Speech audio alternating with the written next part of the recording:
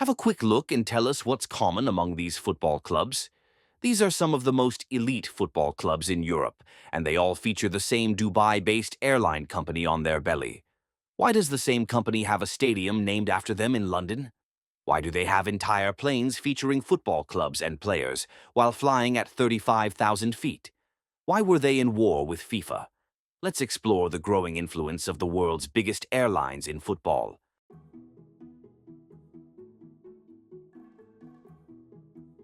For our generation, a shirt sponsor has become an absolute need when buying our favorite football jersey.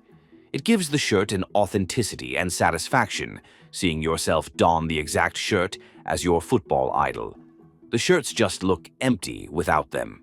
For example, in cases where Chelsea were unable to secure a sponsor for their shirt for the 24-25 season, or when FC Barcelona had sponsorless shirts in 2011. Talking about shirt sponsors, Emirates, the airline company, sponsors 7 football clubs across Europe and beyond, and an entire competition in England. Founded in 1985, Emirates Airlines is owned by the Emirates Group, which in turn is owned by the Dubai government. The airlines in particular is known for its luxurious experience, global connection, and strong reputation. In aviation, profits are rare, and failure is common. It's a battlefield where only the smartest airlines stay in the sky. Emirates has time and again proven itself to be one of the most dominant and profitable airlines in the world. Much of this is down to the location of their hub. You see, Dubai is located at a place which connects Europe, Asia, and Africa. They operate long-haul flights to some of the most important cities around the world. That's also why they own the largest fleet of Airbus A380s, a staggering 116 of the world's biggest passenger plane. For context, the next closest is Singapore Airlines, with just 13. This is the same aircraft that features clubs like Arsenal and Real Madrid on its livery. In football, however, Emirates takes a different route. They don't own clubs directly, while their competition is also involved in shirt sponsors, like Etihad Airways, who has been the primary shirt sponsor of Manchester City and also has the naming rights to their stadium. Emirates, however, has been involved in sports since 1987. Like every elite brand, they are involved in most major teams in major sports. In football, their journey began in 1996, when they sponsored the 11th edition of the AFC Asian Cup. From 2001 to 2005, they sponsored Chelsea Football Club as the main shirt sponsor. In 2006, they changed sides and colors in London and became the main shirt sponsor of Arsenal Football Club, renaming their stadium in the process. Currently, they sponsor renowned clubs like Arsenal, AC Milan, Benfica, OL, and competitions like the Emirates FA Cup and the official football league of the United Arab Emirates. Most importantly, they sponsor the biggest fish in world football, Real Madrid. Their journey with Madrid started back in 2011.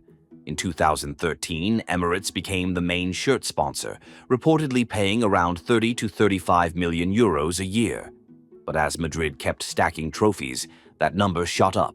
In 2017, they renewed the deal for around 55 million per season, and in 2022 they signed another extension, this time worth a massive 70 million euros per year.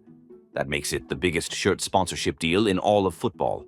Over the year, Emirates has featured Real Madrid-themed liveries on their giant Airbus A380s, filmed full-blown ads on board, and even flown the team privately on special trips outside Europe. This is in contrast to their deals with Paris Saint-Germain. You see, Emirates became PSG's shirt sponsor in the year 2006, 5 years before they were acquired by Qatar Sports Investments.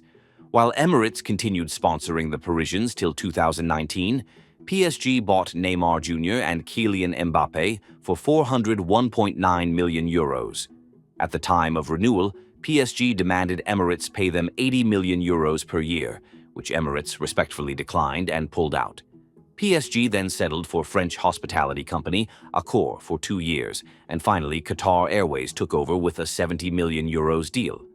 Emirates easily had the power to sponsor multiple elite clubs at once, but the situation was far from simple. Geopolitical tensions had started rising between the United Arab Emirates and the Qatari government. The sponsorship breakdown was just a surface-level excuse. What followed was a silent clash with none other than FIFA, the most powerful organization in world football.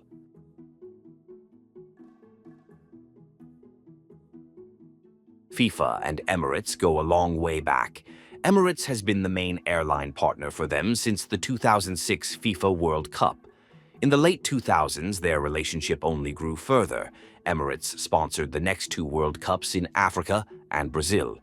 But in 2010, the relationship soured. Qatar won the bid for hosting the 2022 FIFA World Cup. FIFA was accused of corruption, and Emirates, who were already in geopolitical conflict with Qatar, expressed disappointment. FIFA, however, now had a new friend. Qatar now replaced Emirates as their main airline partner. The Emirates flag was now replaced by the Qatari flag. Qatar went all in with painting with planes, building stadiums, and more. Since then, the gap has only widened.